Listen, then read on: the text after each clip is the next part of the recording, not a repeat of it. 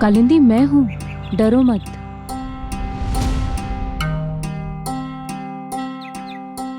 तो क्या फैसला किया है तुमने?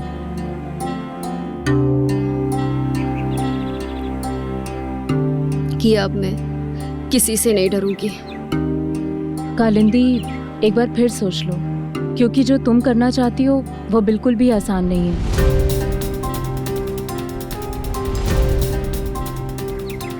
जानती हूँ, लेकिन उससे मुश्किल तो नहीं हो सकता ना जो मैंने भुगता है।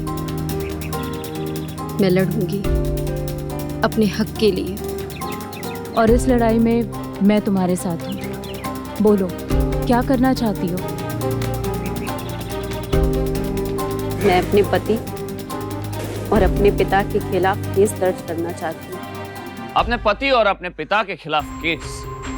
एक जिसके नाम का सिंदूर औरत अपने मांग में भरती है, और एक जो उसका जन्मदाता होता है। तो ऐसा क्या हुआ था कालिंदी के साथ? क्या किया था उसके पति और उसके पिता ने जिससे कालिंदी को उनके खिलाफ केस दर्ज करने का फैसला लेना पड़ा? यकीन नहीं होता, एक पति जिसने अपनी पत्नी के साथ 7 फेरे लेकर सुख दुख में साथ निभाने का वचन दिया, और दूसरी तरफ एक जन्मदाता पिता खुद अपनी बेटी के ऊपर अत्याचार करता। पता नहीं अब क्या होना बाकी रह गया इस दुनिया। अब बताइए वर्मा जी, क्या करना है और कैसे करना होगा? सबसे पहले हमें इनके पति मिस्टर नरेश दत्ता और उनके दोस्त मंजुल रे और इनके पिताजी रंजीत सहाय, इन तीनों के खिलाफ पुलिस में एफआईआर दर्ज करानी है। उसके बाद इन तीनों के खिलाफ मुकदमा दायर करना होगा।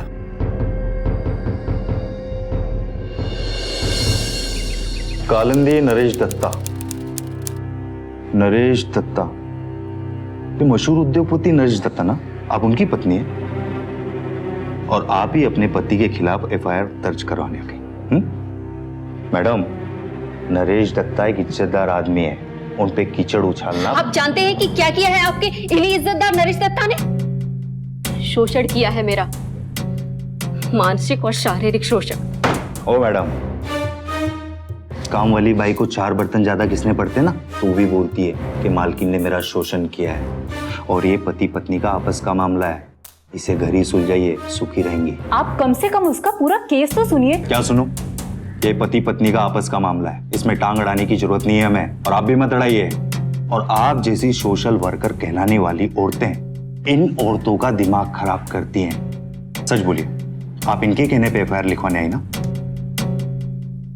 और आपके पिता रंजीत सहाय, उनको हम अच्छी तरह से जानते हैं, उनकी समाज में इज्जत है। क्यों उनके नाम पे कालिक पोतना चाहते हैं आप? जो पिता अपनी बेटी को सहारा ना दे सके, वो पिता किस काम का? आपकी शादी हो चुकी ना मैडम, तो सहारा अपने पति से मांगिए, पिता से नहीं। मगर आप मेरा सच जाने बिना ही। हमारा काम है सिर्फ कंप्लेंट दर्ज करना, सच जानना कोर्ट का काम है। तो फिर आप अपना काम कीजिए, क्योंकि हमारे जैसी अपने आप को सोशल वर्कर कहलाने वाली औरतों की पहुंच बहुत ऊपर तक होती है।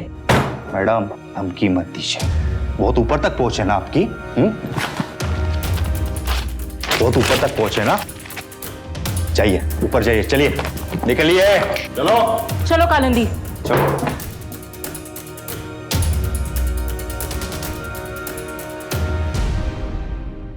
थैंक यू सो मच जज साहब, आपके इतने बिजी शेड्यूल में से आपने हमारे लिए इतना वक्त निकाला।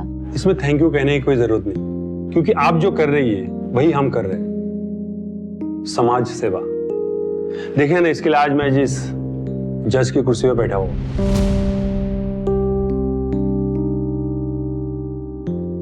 और आपके ऊपर बहुत जुल्म हुआ है। आप बिल्कुल चिंता मत कीजिए, क्योंकि अब मैं इस केस की सुनवाई खुद करूंगा। अच्छा, वो क्या नाम बताया था उस इंस्पेक्टर का? दीपक शर्मा। ठीक है, मैं उसे देख लेता हूँ। Thank you sir. हाँ, एक मिनट।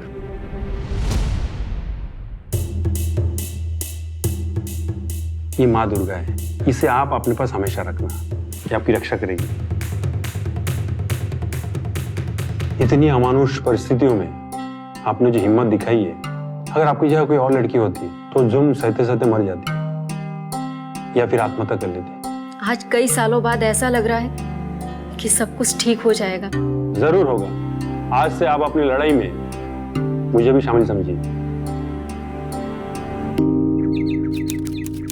सर, आपकी पत्नी कालिंदी ने आपके खिलाफ एफआईआर दर्ज करवाई है। मैंने अपनी तरफ से पूरी कोशिश की, लेकिन ऑर्डर ऊपर से आया। कालिंदी को जिंदा छोड़कर बहुत बड़ी गलती कर दी मैंने। उसे उसी वक्त मरवा देता ना तो ये मुसीबत ना झेलनी पड़ती। अब क्या होगा इंस्पेक्टर साहब? वारंट निकला है, पुलिस स्टेशन तो जाना ही पड़ेगा और कोई चारा नहीं है। आप अभी अपने वकील को तुरंत फोन कीजिए और जमानत के पेपर के साथ उन्हें पुलिस स्टेशन आने बोलिए। जब तक हम लोग यहाँ से पुलिस स्टेशन पहुंचेंगे, आपका वकील भी वहां पहुंच जाएगा और उन पेपर्स पे मैं साइन करके आपको तुरंत रिहा कर दूंगा। मेरे खिलाफ केस फाइल करेगी। नाउ आई विल फिनिश हर। पर यह उतना आसान नहीं था जितना नरेश सोच रहा था। गिरधर मित्रा के एक फोन की वजह से नरेश की बेल नामंजूर कर दी गई और केस सीधे कोर्ट में पहुंच गया, गिरधर मित्रा के पास। सोनिका देवी और कालिंदी को अब यकीन हो गया कि इस बार कालिंदी को न्याय जरूर मिलेगा। इंस्पेक्टर नरेश दत्ता की जमानत करने ही वाला था कि ठीक उसी वक्त पर जज साहब मतलब गिरधर जी का फोन आ गया और सारा तख्ता ही पलट के रख दिया। अब नरेश दत्ता, उनके दोस्त मंजुल और आपके पिताजी तीनों के खिलाफ क्रिमिनल चार्जेस दायर किए गए हैं।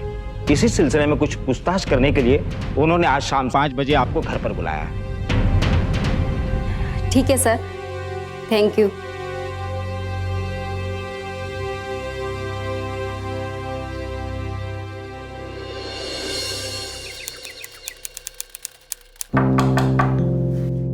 May I come in, sir? Come in.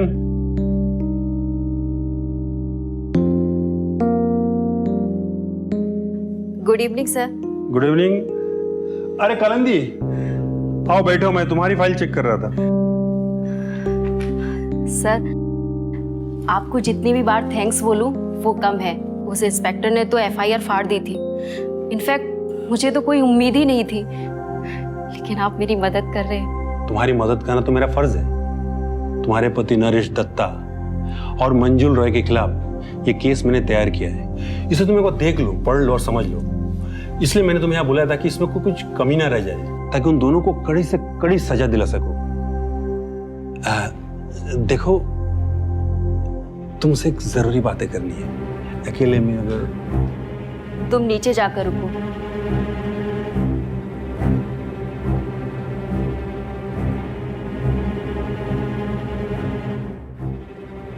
You know Kalindi,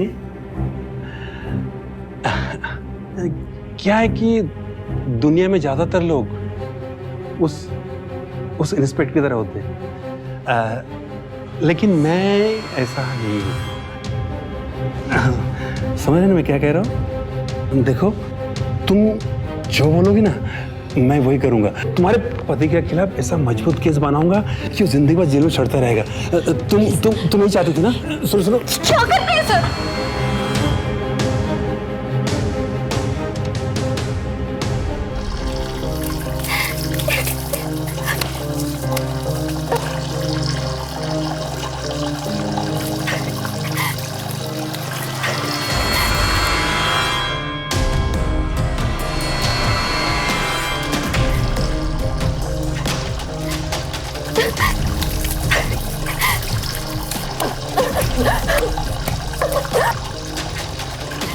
Kalindi का विश्वास चकनाचूर हो गया। जिसने आशीर्वाद के रूप में उसे माता की तस्वीर देकर उसके मन को तसल्ली दी थी, उसी ने इतनी घिनौनी हरकत की। कालिंदी बिल्कुल टूट सी गई थी। इस घटना का उसे ऐसा सदमा लगा कि किसी को भी अपने आसपास देखकर वो डरने लगी, हर एक को शक की नजर से देखने लगी। कालिंदी, कालिंदी दरवाजा खोलो।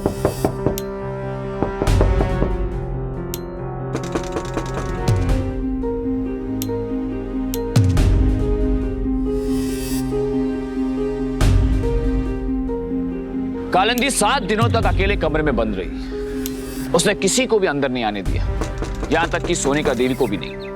कालिंदी दरवाजा खोलो। सोनिका देवी को इस बात का डर था कि कहीं कालिंदी अपना मानसिक संतुलन न खो दे। आखिर 8वें दिन कालिंदी ने कमरे का दरवाजा खोला। कोर्ट ने तुम्हारे पति, उसके दोस्त और तुम्हारे पिताजी तीनों का केस खारिज करने का फैसला किया।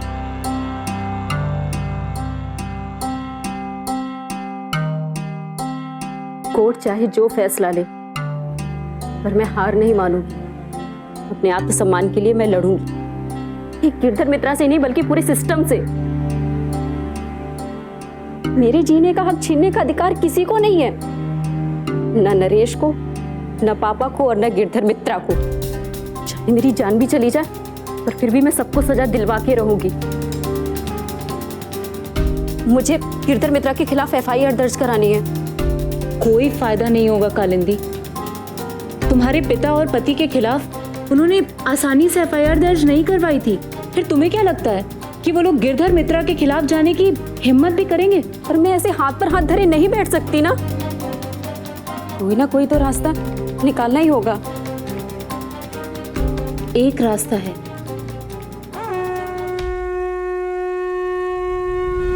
नेताजी, अगर आप इस मामले में थोड़ी दखल दें तो शायद कुछ हो सकता है।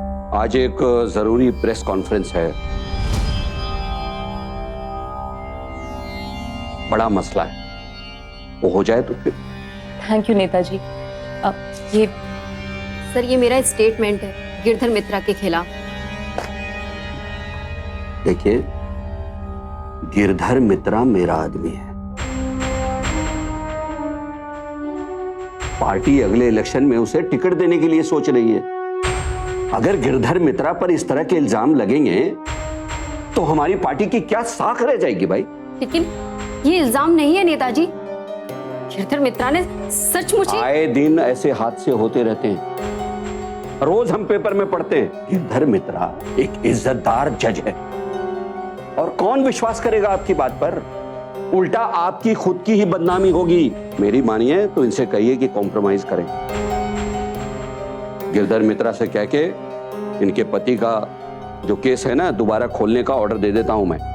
अरे आपको लड़ना ही है तो अपने पति के खिलाफ लड़ो, जीत तुम्हारी होगी, इस बात की गारंटी मैं देता हूं। शर्म आनी चाहिए आपको। नेता हैं आप इस देश के, आपको अपने बारे में नहीं, इस देश के हित के बारे में सोचने के लिए इस कुर्सी पर बिठाया गया है। लेकिन जो इंसान एक औरत की अस्मिता का सम्मान नहीं कर सकता, वो नेता हो ही नहीं सकता। तमीज से बात करना सीखो तुम। अगर आपकी बहन बेटी के साथ ऐसा हुआ होता, तब भी आप उन्हें ऐसे ही कंप्रोमाइज करने के लिए कहते?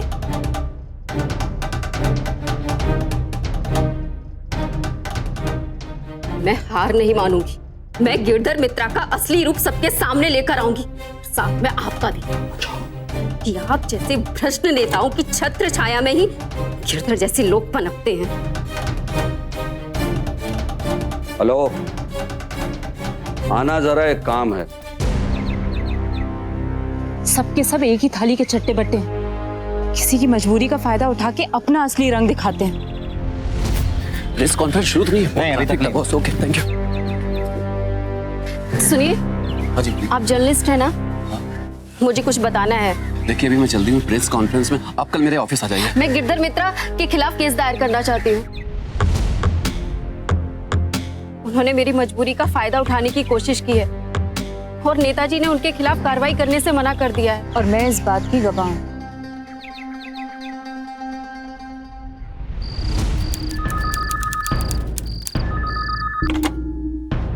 हेलो, हाँ नेताजी बोलिए, क्या खबर है? नमस्कार। क्या? कभी? अभी तक तो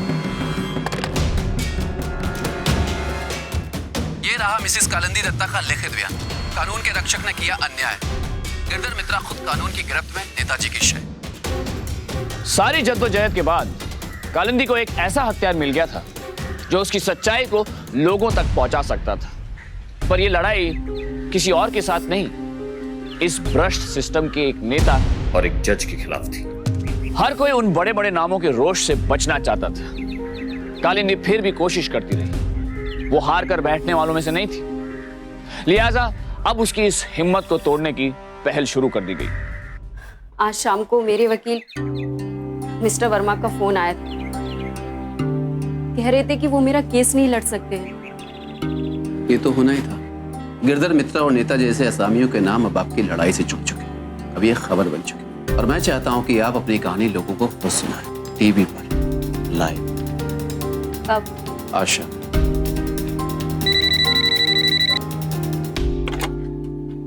हेलो, नीता जी का केस वापस ले ले, समझी?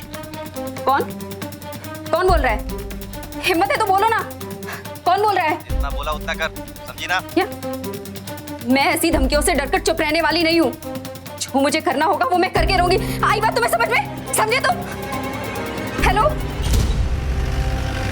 अब और वक्त गवाना खतरे से खाली नहीं। ये लोग कुछ भी कर सकते हैं। बताइए, ऐसा क्या हुआ था आपके साथ जो इतनी बड़ी जंग आपको अकेले ही लड़नी पड़ रही? बात 2 साल पहले की है, जब मेरी बहन घर से भाग गई थी। नाक कटा दिया लड़की ने। सहाय खानदान की बड़ी लड़की किसी लड़के के प्यार में से बस के भाग गई। अरे तुम क्या ले लो? न जाने किस हाल में होगी मेरी बच्ची। मार गई होगी तो भी अच्छा है। हमारे मुंह पर काली पोत के वो कभी खुश नहीं रह सकती, कभी नहीं। तो बस एक ही रास्ता है कि जितना हो सके जल्दी से जल्दी कालिंदी को अच्छे से अच्छा लड़का और अच्छा घर दे के इसकी शादी कर दो। तभी लोग ये मनहूस खबर को भूलेंगे और सहाय खानदान का नाम फिर से इज्जत से लेंगे। पर पापा, जो दीदी ने किया है उसकी सजा मुझे क्यों? पहले मुझे अपनी पढ़ाई पूरी करनी है। मैंने जो एक बार कह दिया बस, उस पर मैं कोई बहस नहीं करना चाहता। तुम्हारी शादी होगी और तुम चुपचाप मंडप में बैठोगी। इसी में हम सबकी भलाई है, सबकी खुशी है। अच्छा लड़का और अच्छा घर देकर हम तुम्हारी शादी करवाएंगे। जी, हम तो यही चाहते हैं कि हमारी लड़की की शादी बस जल्द से जल्द हो जाए। मैं भी यही चाहती हूँ। भगवान का दिया सब कुछ है हमारे पास, गाड़ी, बंगला, ऐशो आराम। बस मेरे बेटे नरेश की एक बार शादी हो जाए और ये दोनों आराम से खुश रहें। मुझे और क्या चाहिए?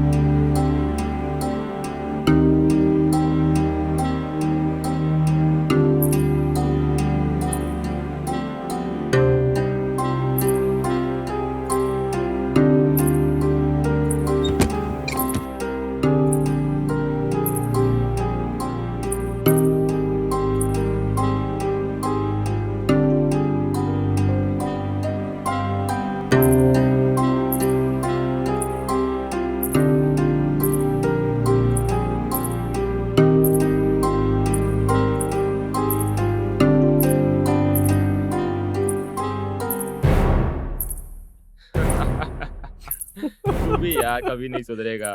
पता नहीं तू हमेशा वही रहेगा। अबे मैं कैसे बदल सकता हूँ? अरे हम तो ऐसे ही रहेंगे।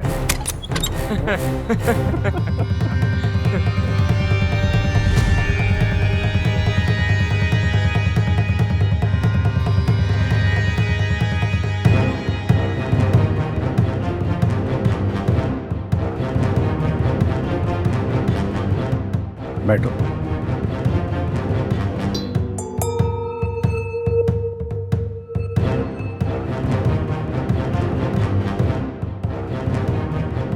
आओ कर, आओ अंदर। अरे आ जाओ, दोस्त है हमारा ये। आओ आओ आओ, बैठो बैठो। अरे पास बैठो। कैसी है बताओ भाई? अरे अरे अरे कालिंदी, अरे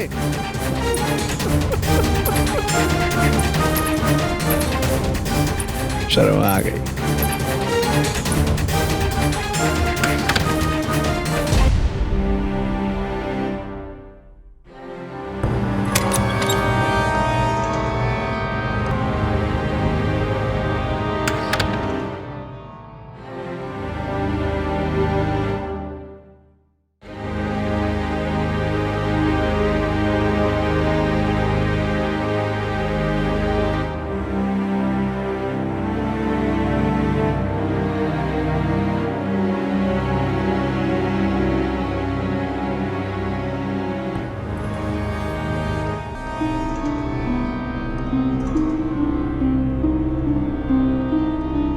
क्या हुआ है?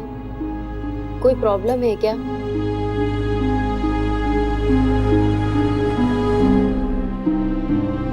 ना तो आप मुझसे ठीक से बात करते हैं ना, ऐसा लग रहा है जैसे आप हनीमून पर आकर मुझे अवॉइड कर रहे हैं। मुझे तो ऐसा फील होता है कि हमारी शादी ही नहीं हुई है।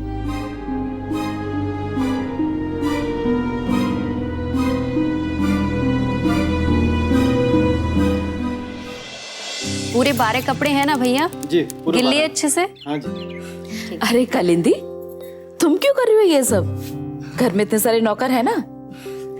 नमस्ते माँ जी। नमस्ते।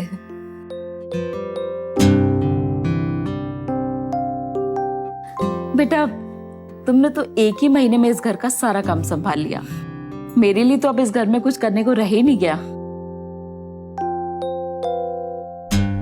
माँ जी, आपसे एक बात पूछूं? हाँ बोलो बेटा। शादी से पहले उन्हें कोई और पसंद थी क्या? नहीं तो, इसने तो आज तक लड़कियों से बात तक नहीं की। दोस्ती तो बहुत दूर की बात है। तो क्या उन्हें मुझसे शादी नहीं करनी थी? सुहाग रात पर वो, मेरा मतलब है उनका बर्ताव बहुत अजीब था, और जब हनीमून पर गए तब भी ऐसा लग रहा था जैसे वो मेरे साथ एक कमरे में रहना ही नहीं चाहते थे, जैसे किसी ने जबरदस्ती उन्हें मेरे साथ बांध दिया हो।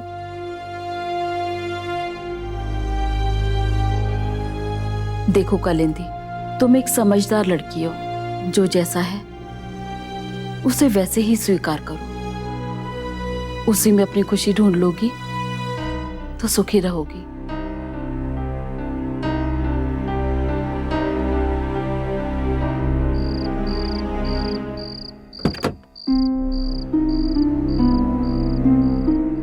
दरवाजा खटखटा कर नहीं आ सकती तो? अपने और अपने पति के कमरे में आते हुए दरवाजा खटखटाने की क्या जरूरत है?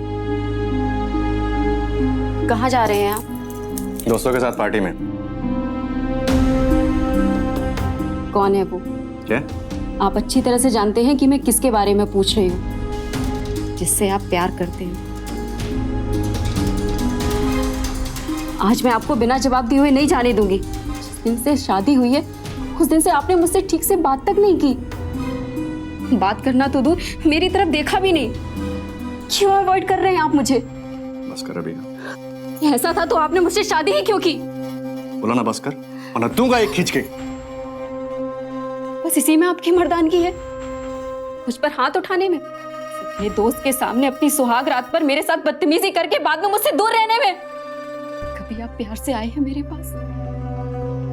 आपकी पत्नी का अधिकार दिया है आपने। मुझे अपनी मर्दानगी साबित करने के लिए तेरे ऊपर हाथ उठाने की जरूरत नहीं है, और ना ही तेरे पास आने की।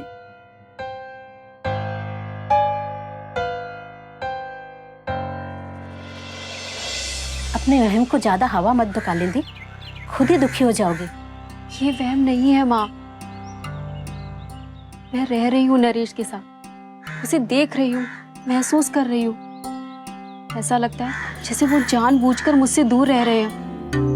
इसीलिए बार बार मेरे मन में यही ख्याल आ रहा है कि उनका जरूर किसी के साथ अफेयर चल रहा है। माँ, हो सकता है नरेश शांत स्वभाव के हो, किसी से ज्यादा घुलना मिलना उन्हें पसंद ना हो कालिंदी, इसलिए इस नए रिश्ते में जुड़ने में उसे थोड़ा वक्त लग रहा है। कालिंदी, ज्यादा जल्दबाजी मत किया करो, देखना सब धीरे धीरे ठीक हो जाएगा। अब बाकी सब घर में ठीक तो है ना? हाँ माँ, बाकी सब अच्छा है। माँ भी बहुत अच्छी है, नौकर चाकर सारे। तो बस नरेश के साथ भी देखना सब धीरे धीरे ठीक हो जाएगा। कालिंदी, अपने पति के साथ इस तरह बात मत किया करो। वो मर्द है, उसका ईगो बहुत बड़ा है।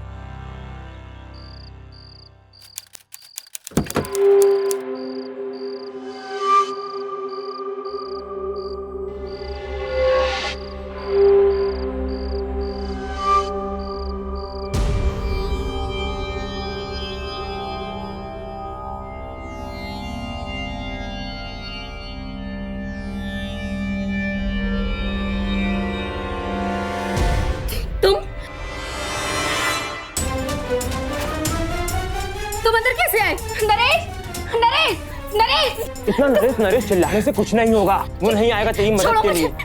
अरे उसने ही मुझे यहाँ भेजा है,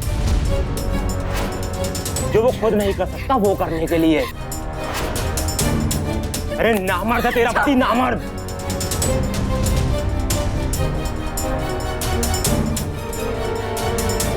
पति को परमेश्वर का दर्जा देने वाली एक पत्नी के सामने उसका देवता दानव बन जाए तो ऐसे हालात दिल और दिमाग को भीतर तक झकझोर देते हैं। कुछ ऐसा ही कालिंदी के साथ भी हुआ।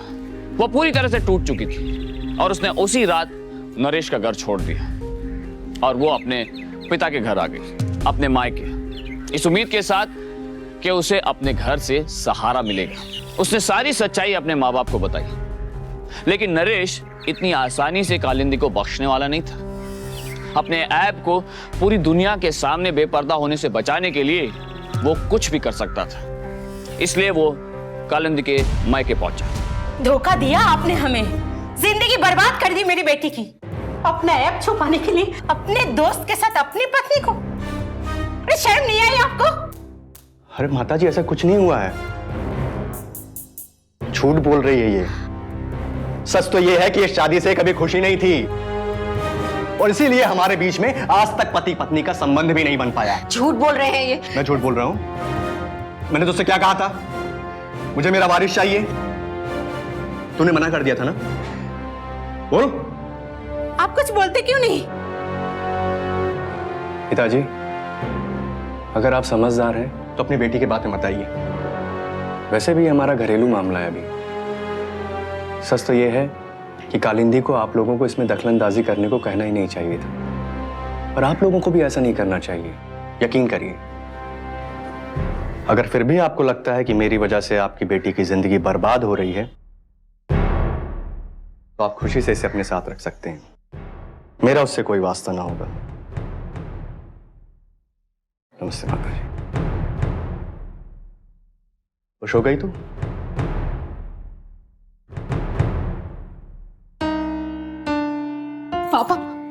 पापा नरेश सब झूठ बोल रहे थे।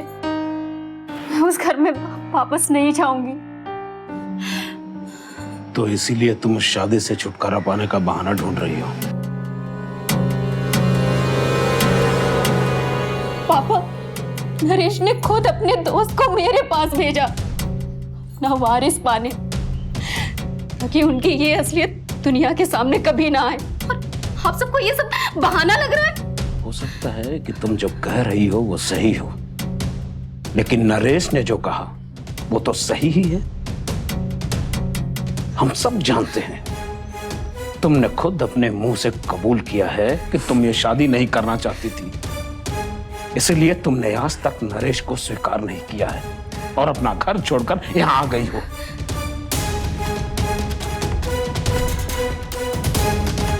तो ये अब मेरा घर नहीं है?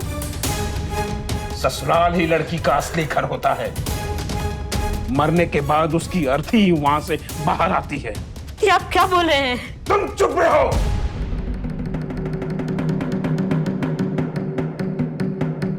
अब तुम कान खोल के सुन लो।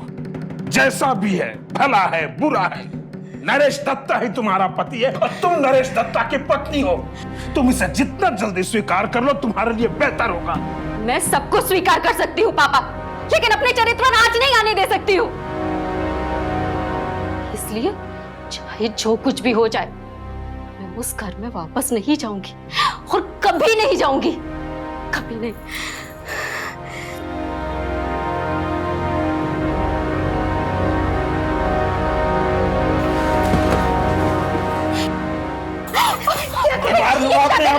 मुझे मेरा नाम, मेरी इज्जत, अपनी जान से ज्यादा प्यार है। छोड़ दीजिए। बेटी ने मुंह पे कालिख लगाया, अब दूसरे की वजह से मैं फिर से बता पाऊँ। मैं मार दूंगा अपने आप को। छोड़ दीजिए, छोड़ दीजिए। आप जो चाहते हैं मैं वही करूंगी। आप ये चाहते हैं ना कि मैं वापस घर चली जाऊं? मैं जाऊंगी और वही रहूंगी। नरेश से माफी भी मांग लूंगी, लेकिन प्लीज आप ऐसा मत कीजिए। कालिंदी के पिता ने अपने जान की दुहाई देकर कालिंदी को वापस अपने ससुराल भेज दिया। सब कुछ जानते हुए भी उन्होंने अपनी बेटी को वापस उसी नर्क में जाने के लिए मजबूर कर दिया, सिर्फ इसलिए ताकि समाज में उनकी साख बनी रहे। समाज, नाम, परंपरा। आज भी कई पढ़े लिखे और अपने आप को इज्जतदार कहलाने वाले घरों में यह धारणा जिंदा है कि एक बार बेटी की शादी हो गई तो उसके लिए उसके मायके में उसकी कोई जगह नहीं है, जैसे कि माँ बाप के सर से बोझ उतर गया और उनकी जिम्मेदारी खत्म।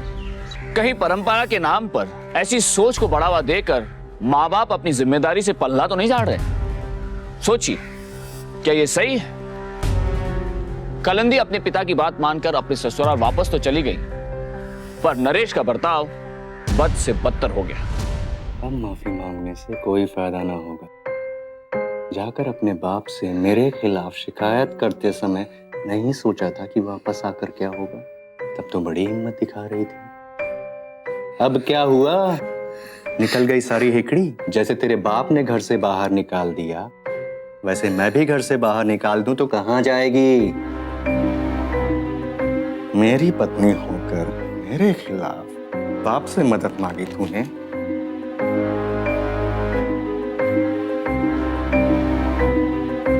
प्लीज मुझे माफ कर दीजिए प्लीज।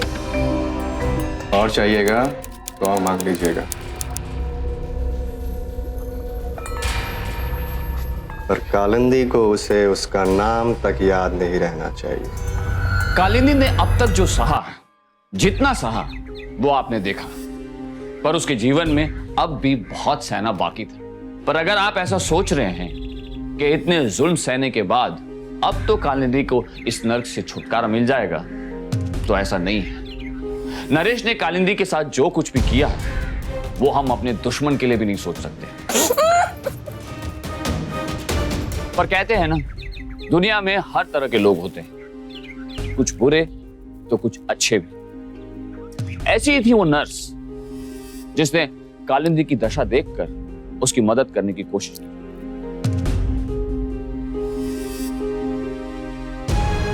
और उसके पिता ने भी मुंह मोड़ लिया। उसके पिता के जाने के बाद उसी नर्स ने नारी निकेतन की सोनिका देवी को फोन किया, जिन्होंने कालिंदी की हालत देखकर उसे हॉस्पिटल से निकालकर अपने आश्रम में शरण दी। नरेश की कमजोरी को अपनी तकदीर समझकर स्वीकार करने का फैसला भी किया था, पर अपने पति के सिवाय किसी गैर मर्द के साथ। अगर पापा ने उस वक्त मेरी बात मानकर मेरा साथ दिया होता तो शायद मेरी जिंदगी कुछ और होती, शायद नॉर्मल होती।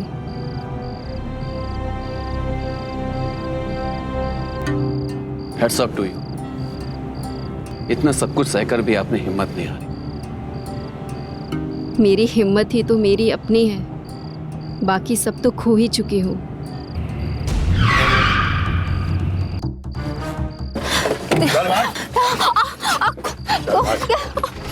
कालिंदी का भविष्य जल गया और साथ जल गई इंसानियत की उम्मीद जो कालिंदी के मन में थी, लेकिन उसकी अवैध हिम्मत उसका सहारा बनी। गुंडों के वहशत ने जैसे कालिंदी के हौसले और बढ़ा दिए। उसके मन पर इतने घाव थे कि शायद शरीर के घावों का सोग मनाना अब उसे मंजूर नहीं था। उसने माननीय प्रधानमंत्री के नाम खत लिखा और मंत्री जी खुद अपने निवास स्थान पर कालिंदी दत्ता से मिलकर इस मामले के जांच के आदेश देंगे। प्रधानमंत्री जी ने कालिंदी से जैसा कहा था उन्होंने वैसा ही कर दिखाया। वो कालिंदी से मिले और उन्होंने उससे पूरा ब्यौरा लिया। फिर शुरू हुई संवैधानिक प्रक्रिया। इंपीचमेंट के जरिए दोनों सदनों में 2/3 बहुमतों से गिरधर मित्रा पर महाभियोग चलाया गया और फिर राष्ट्रपति की आखिरी मोहर ने गिरधर मित्रा को अपनी न्यायाधीश की कुर्सी से हटा दिया और उन पर मुकदमा दायर किया गया। पुलिस को शो कॉज नोटिस जारी किया गया और इंस्पेक्टर सूरजबान के खिलाफ केस दायर करके उन्हें सस्पेंड किया गया। और नेताजी पर कुर्सी छोड़ने की नौबत आ गई। उनको प्रधानमंत्री जी से चेतावनी मिली थी और जिन 3 गुंडों ने कालिंदी और देव पर हमला किया था उनमें से 2 को हिरासत में ले लिया गया है। तीसरा अभी भी फरार है, जिसकी खोज आज भी जारी है। लेकिन इस केस के असली मुजरिम थे कालिंदी के पति नरेश दत्ता और उसके पिता श्री रंजीत सहाय, जिनका न्याय होना अभी भी बाकी था। मुबारक हो कालिंदी जी, अब आप एक मिसाल बन चुकी हैं। थैंक यू सर, पर इन लोगों की मदद के बिना कुछ भी संभव नहीं हो पाता। अब आप क्या करना चाहते हैं? अब सबसे पहले मैं अपनी पढ़ाई पूरी करूंगी, डिग्री लूंगी, क्योंकि मेरी तरह दुनिया में कई ऐसे लोग हैं जिन्होंने अपना सब कुछ खो दिया है। मैं उनकी मदद करूंगी। कालिंदी ने जैसा कहा वैसा ही किया। उसने अपनी पढ़ाई ऑनर्स के साथ पूरी की। कालिंदी दत्ता का यह केस नारी की शक्ति, उनके आत्मसम्मान का केस है, एक सीख है। जुल्म को मत सहो, अन्याय के खिलाफ लड़ो।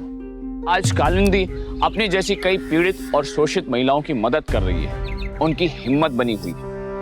कालिंदी जैसे लोग हमें जीने के सही मायने सिखाते हैं। सावधान इंडिया का कालिंदी दत्ता को सलाम। अब मुझे दीजिए इजाजत, फिर होगी आपसे मुलाकात। तब तक सावधान इंडिया, इंडिया फाइट्स बैक। तो सावधान